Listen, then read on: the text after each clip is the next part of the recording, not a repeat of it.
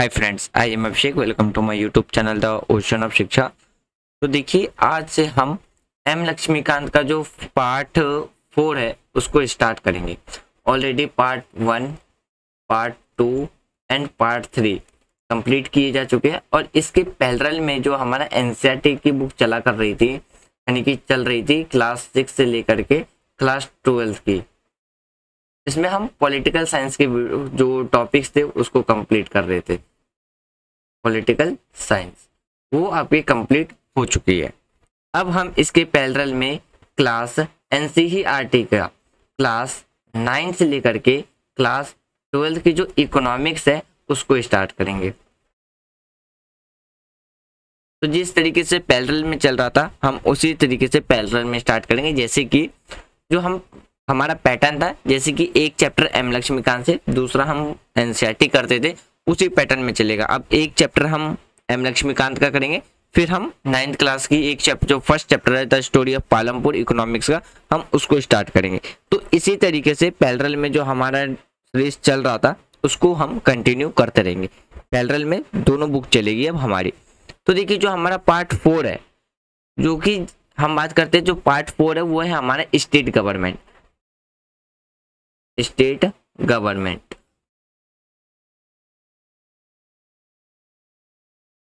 उसके बारे में हम डिस्कस करेंगे। इससे पहले जो हमारा पार्ट 3 था उसमें हम सेंट्रल गवर्नमेंट के बारे में डिस्कस कर रहे थे। सेंट्रल गवर्नमेंट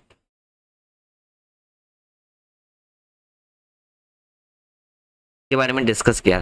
तो देखिए, जो हमारा स्टेट गवर्नमेंट है, तो स्टेट गवर्नमेंट में हम क्या क्या डिस्कस करेंगे। सबसे पहले हम गवर्नर के बारे में डिस्कस करेंगे, जो कि एक एग्जीक्यूटिव हेड होता है। फिर हम चीफ मिनिस्टर के बारे में बात करेंगे।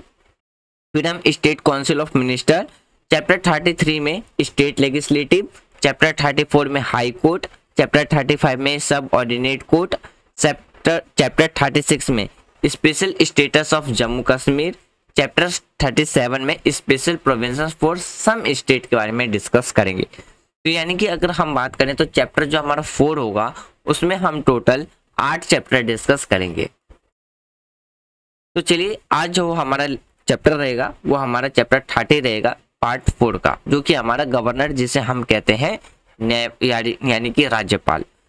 तो देखिए, सबसे पहले हम अगर बात करते हैं तो जो गवर्नर है वो एक प्राइमरी एग्जीक्यूटिव अथॉरिटी होता है हर एक स्टेट में, जो कि क्या किसको रिप्रेजेंट करता है, स्टेट में रहते हुए सेंट्रल गवर्नमेंट को रिप्रेजेंट करने का काम करता है।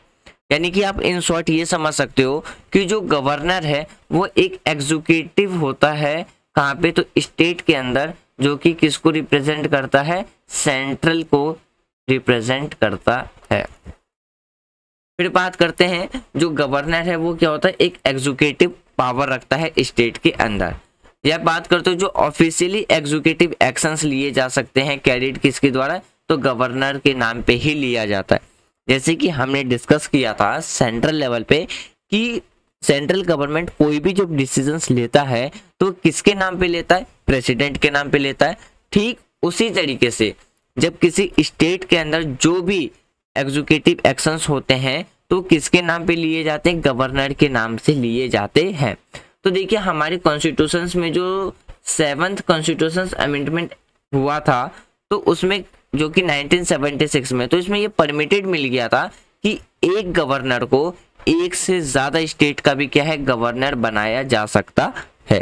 तो यहाँ से आपसे क्वेश्चन ये भी जनरल पॉइंट ऑफ व्यू से पूछा जा सकता है कि भाई आप ये बताओ कि गवर्नर को किस कॉन्स्टिट्यूशन अमेंडमेंट के तहत या किस ईयर में ये डिक्लेयर किया, ये डिफाइन, मतलब ये परमिट मिल गया था कि वो एक या एक से ज्यादा स्टेट का भी गवर्नर रह सकता है। अब देखिए, अगर हम बात करते हैं, हम अपने कॉन्स्टिट्यूशन की बात करें तो आर्टिकल 153 से लेके 162 तक के किसके बारे में बात करता है, हमारे कॉन्स्टिट्यूशन जो है वो गवर्नर के बारे में ही बात करता है। तो देखिए, जैसे कि हमारा जो आर्टिकल 153 है वो क्या कहता है, गवर्नर ऑफ स्टेट।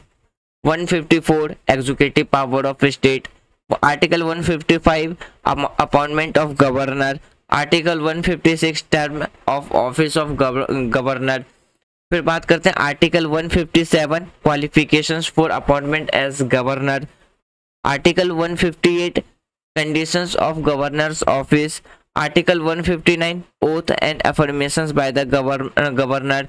फिर बात करते हैं article 160 discharge of functions of the governor. फिर बात करते हैं आर्टिकल 161 जिसमें कि गवर्नर के पावर्स जो पार्डन्स है यानी कि क्षमा करने के जो पावर्स देखते हैं, रेमिट, सस्पेंड या कोई भी कम्यूट सेंटेंस क्या है सेंट्रल केसेस में। आर्टिकल 162 में जो extend executive power of state, तो ये पावर्स के यानी कि ये जितने भी जो मैंने आर्टिकल्स बताया वो किसके रिगार्डिंग में डील करता है, हमारे कॉन्स्टिट्यूशंस के अकॉर्डिंग गवर्नर के बारे में डील करता है। यानी कि आर्टिकल 153 से 162 तक किसके बारे में बात रखी गई है, हमारे कॉन्स्टिट्यूशंस में गवर्नर के बारे में ही बात रखी गई है। अब देखिए सबसे पहले अगर हम बात करते हैं उनके अपॉइंटमेंट को लेकर के, यानी कि जो उनकी नियुक्ति की जाती है, देखिए आपको यहाँ पे हिंदी इंग्लिश दोनों में ही देखने को मिल जाएगा। तो देखिए अगर हम अपॉइंटमेंट की बात करते हैं तो हमारे कॉन्स्टिट्यूशंस का आर्टिकल 165 क्या कहता है कि गवर्नमेंट को अपॉइंटमेंट करने की बात रखता है। तो देखिए इसमें जो आर्टिकल है वो ये क्या है, तो प्रेसिडेंट ऑफ इंडिया क्या करता है, स्टेट में गवर्नर को अपॉइंटमेंट करता है एज अ ऑफिशियल डॉक्यूमेंट, जो कि वैलिड रहते हैं। उनका जो टाइम पीरियड देखने को मिलता है 5 साल का टेन्योर देखने को मिलता है। फिर देखिए बात करते हैं जो दूसरा जो पॉइंट है, अनलाइक डायरेक्ट और indirect elections involving the public और अ स्पेसिफिक यानी कि electoral body, the governor selection process does not involve such methods. Instead the president appoint the governor of the governor service at the president directions.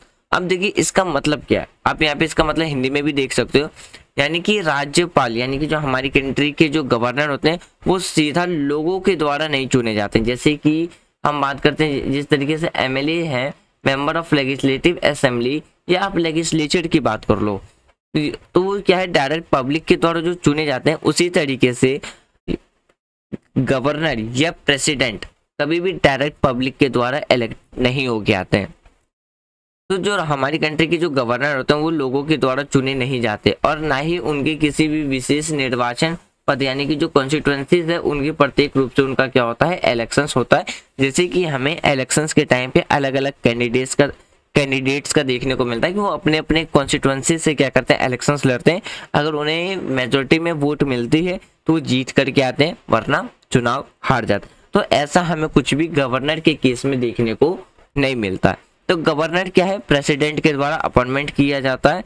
तो वो अगर हम बात करते हैं ऑफिशियली, अगर बात करते हैं एज्यूम ऑफिशियल जो गवर्नमेंट है वो ओथ फॉर द अदर जो चीफ जस्टिस है, रिलेटिव हाई कोर्ट और द मोस्ट सीनियर जज in the absence of the chief justice.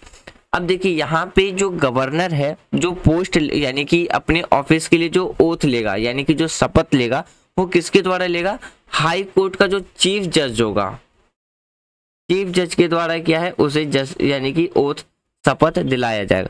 वही चीज अगर हम प्रेसिडेंट के केस में देखें तो प्रेसिडेंट को ओथ कौन दिला रहे थे, चीफ जस्टिस ऑफ इंडिया। अगर chief justice of India absent है तो उस टाइम पे फिर कौन शपथ दिलाएगा प्रेसिडेंट को, तो सुप्रीम कोर्ट का जो सेकेंड या जो सीनियर जज होगा वो अब ओथ दिलाएगा। वही चीज होता है गवर्नर के केस में, बस फर्क इतना आता है कि प्रेसिडेंट के केस में सुप्रीम कोर्ट के जजेस के द्वारा ओथ यानी कि शपथ दिलाई जाती है, गवर्नर के केस में स्टेट का जो हाई कोर्ट होता है उसका जो चीफ जज होता है उसके द्वारा ओथ दिलाया जाता है। अगर चीफ जज एब्सेंट होता है तब उसके द्वारा सीनियर जज के द्वारा शपथ दिलाई जाती है। अब बात करते हैं क्वालिफिकेशन के बारे में, यानी कि क्या क्या योग्यता होनी चाहिए। देखिए हमारे कॉन्स्टिट्यूशंस के अंदर अगर हम बात करते हैं तो 2 बेसिक जो क्वालिटीज है किसके लिए, गवर्नर के लिए रखी गई है। अब देखिए अगर हम इनकी क्वालिफिकेशंस की बात करते हैं तो आर्टिकल 157 में आपको देखने को मिलेगा। तो देखिए इसमें पहली बात रखी गई कि वो पहली तो हम क्या होना चाहिए, भारत की नागरिकता होनी चाहिए उनके पास, और उनकी जो मिनिमम एज है वो कितनी होनी चाहिए, 35 ईयर्स होनी चाहिए। फिर पता अगर हम बात करें ओवर टाइम कुछ कन्वेंशंस भी इसमें क्या है इमर्ज हुए। इमर्ज का मतलब होता है एक तरीके से ऐड होना। पहला क्या था कि जिस स्टेट में गवर्नर अपॉइंट किया जाएगा वो उस स्टेट में उसका जन्म नहीं, मतलब कि वो उस स्टेट का निवासी नहीं होना चाहिए। पहला जन्म की बात नहीं, मतलब उस स्टेट का निवासी नहीं होना। अब मान लीजिए कोई अगर उत्तर प्रदेश का गवर्नर है तो वो उत्तर प्रदेश का निवासी नहीं होना चाहिए, पहली बात ये रखिएगा। तो एग्जाम्पल से समझा रहा हूँ कि मान लीजिए किसी को उत्तर प्रदेश का अगर गवर्नर नियुक्त करना हो तो वो उत्तर प्रदेश का निवासी नहीं होना चाहिए, वो किसी और स्टेट का निवासी होना चाहिए, पहला।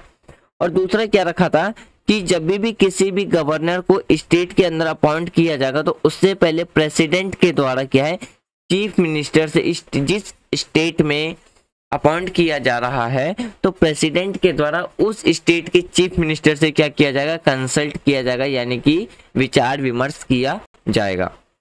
तो ये जो दो कन्वेंशनल्स थे बाद में जाके क्या हुए थे, इमर्ज हुए थे। यहाँ पे आपको ये चीज हिंदी में भी देखने को मिल जाएगा। अब देखिए, अब बात करते हैं appointment of the lieutenant governor. यहाँ पे तो हमने बात किया था गवर्नर के बारे में, अब देखिए यहाँ पे बात करते हैं लेफ्टिनेंट गवर्नर। गवर्नर और लेफ्टिनेंट गवर्नर में डिफरेंस क्या होता है? तो देखिए, गवर्नर जो मेनली अपॉइंटमेंट किए जाते हैं वो आपको स्टेट के अंदर देखने को मिलेगा। कहाँ पे? स्टेट के अंदर। लेकिन जब हम लेफ्टिनेंट गवर्नर की बात करते हैं तो वो आपको यूनियन टेरिटरी के अंदर देखने को मिलेगा, यूनियन टेरिटरीज में आपको देखने को मिलेगा, जैसे कि दिल्ली, पुडुचेरी। तो यहाँ पे जो अपॉइंट किए जाते हैं तो इन्हें लेफ्टिनेंट गवर्नर के रूप में क्या है, अपॉइंट किए जाते हैं। देखिए, गवर्नर या लेफ्टिनेंट गवर्नर की बात करते हो तो सिमिलर जॉब रहती है, दोनों को ही प्रेसिडेंट के द्वारा अपॉइंट किया जाता है अकॉर्डिंग टू इंडियन कॉन्स्टिट्यूशंस। अब जैसे कि अगर बात करते हैं आज के टाइम पे हमारी कंट्री में जो यूनियन टेरिटरी है तो वहाँ पे आपको क्या है, लेफ्टिनेंट गवर्नर देखने को मिलेगा। दिल्ली, अंडमान निकोबार यानी कि अंडमान निकोबार आइलैंड, पुडुचेरी। तो यहाँ पे आपको क्या है, लेफ्टिनेंट गवर्नर देखने को मिलेगा। अगर हम लेफ्टिनेंट गवर्नर की बात करते हैं तो हमारी कॉन्स्टिट्यूशंस में आर्टिकल 239 से लेकर के 239 AA तक आपको देखने को मिलेगा। फिर देखिए, जो लेफ्टिनेंट गवर्नर का काम रहता है वो काफी ज्यादा क्या रहता है, एक इंपॉर्टेंट जॉब माना जाता है, कहाँ पे, कॉन्स्टिट्यूशंस के अकॉर्डिंग में। फिर देखिए, प्रेसिडेंट के द्वारा ही क्या है, लेफ्टिनेंट गवर्नर को, या हम बात करते हैं जो लेफ्टिनेंट गवर्नर होता है वो वर्क उसी तरीके से करता है जिस तरीके से प्रेसिडेंट का होता है, यानी कि वो प्रेसिडेंट के हेल्प के लिए क्या करता है, अपने काम करता है। या हम बात करते हैं किसी भी सिचुएशंस में जब प्रेसिडेंट रूल लगाया जाता है तो जो पावर होता है वो यूनियन टेरिटरी का किसके हाथ में आ जाता है, लेफ्टिनेंट गवर्नर के हाथ में आ जाता है, यानी कि वो यूनियन टेरिटरी का फिर क्या बन जाता है, एक तरीके से मेन लीडर बन जाता है। कब, जो भी फिर जो अगर बात करते हैं फिर यानी कि द टाइम फॉर दिस यानी कि special rule is decided by the governor, यानी कि लेफ्टिनेंट गवर्नर। मतलब क्या, देखिए किसी भी विशेष शासन की अवधि में लेफ्टिनेंट गवर्नर के विवेक पर ही क्या करता है, फिर निर्भर करता है, उसके डिसीजन पे भी क्या, उसके डिसीजन पे ही क्या करता है, डिपेंड करता है। तो फ्रेंड्स, आज का हमारा डिस्कशन इतना ही है। बाकी का जो डिस्कशन है, जैसे कि हमें पावर क्या देखने को मिलता है, टेनवर के बारे में अगर हम बात करते हैं तो पावर में हम जो पार्डन की पावर है, लेजिस्लेटिव पावर है, एग्जीक्यूटिव पावर है, फिर जितनी भी जो पावर्स हैं या जो भी टॉपिक्स आप रिगार्डिंग बच गए हैं इसके गवर्नर के रिगार्डिंग में, जो जैसे कि हम फिर बात करेंगे कि टेनवर क्या देखने को मिलता है, conditions of office, removal process, constitutional positions क्या देखने को मिलता है गवर्नर के बारे में, फिर गवर्नर के पावर और फंक्शंस के बारे में, जैसे एग्जीक्यूटिव पावर क्या है गवर्नर का, फिर एडमिनिस्ट्रेशन शेड्यूल एरियाज के बारे में हम डिस्कस करेंगे, लेफ्ट यानी कि लेजिस्लेटिव पावर क्या देखने को मिलता है गवर्नर का, फाइनेंशियल पावर क्या देखने को मिलता है, जुडिशियल पावर, फिर पार्डरिंग पावर देखने को, ये सारी चीजें हम क्या करेंगे, लेक्चर बाय लेक्चर डिस्कस करते चलेंगे। मैं उम्मीद करता हूं कि आज जो भी हमने टॉपिक डिस्कस किया रिगार्डिंग लेफ्टिनेंट गवर्नर और गवर्नर वो आपको प्रॉपरली समझ में आ गया होगा। यदि कोई भी डाउट हो तो आप अपना डाउट कमेंट बॉक्स में लिख देना। जब हम इसका लेक्चर 2 डिस्कस करेंगे, इससे पहले हम अपने डाउट को क्लियर करेंगे, तब जाकर के हम अपने आगे के लेक्चर को कंटिन्यू करेंगे। तो जैसे कि मैंने आपको स्टार्टिंग में बता दिया था, क्लास 6 से 12 तक की जो एनसीईआरटी पॉलिटिकल साइंस थी वो आपकी कंप्लीट हो चुकी है। अब इसके पैरेलल में हम इकोनॉमिक्स की वीडियोस यानी कि जो इकोनॉमिक की सीरीज है क्लास 9 से लेकर के क्लास 12 तक अब हम उसको स्टार्ट करेंगे, जो हमारे एम लक्ष्मीकांत के पैरेलल में चलता रहेगा। वीडियो को रिगार्डिंग में आपको कोई भी सजेशन देना तो कमेंट बॉक्स ओपन है, आप कमेंट बॉक्स में दे सकते हो। सुबह 6 बजे आपको इंपॉर्टेंट हेडलाइंस जो करंट अफेयर की न्यूज़ हो वो आपको मिल जाती है। यदि आपको ये सारे नोट्स पीडीएफ के फॉर्म में चाहिए तो आप टेलीग्राम पे चैनल, जो टेलीग्राम चैनल है द ओशन ऑफ शिक्षा, आप वहाँ ज्वाइन हो सकते हैं। यदि आप टेलीग्राम नहीं चलाते हैं तो आप व्हाट्सएप पे भी चैनल बना हुआ है द ओशन ऑफ शिक्षा करके, तो आप वहाँ पे भी ज्वाइन हो सकते हैं। उन सब का लिंक आपको डिस्क्रिप्शन में मिल जाएगा, तो आप वहाँ से डायरेक्ट लिंक पे क्लिक करके ज्वाइन हो सकते हैं। सारे फ्री ऑफ कॉस्ट हैं, किसी भी तरीके का कोई भी उस पर चार्जेस नहीं है। और जो भी आपको बुक्स डाउनलोड करना हो सिविल सर्विस एग्जामिनेशंस के लिए, चाहे स्टैंडर्ड हो या एनसीईआरटी हो, वहाँ अपलोडेड है, आप वहाँ से डाउनलोड कर सकते हो। Thanks for watching friends, take care, जय हिंद।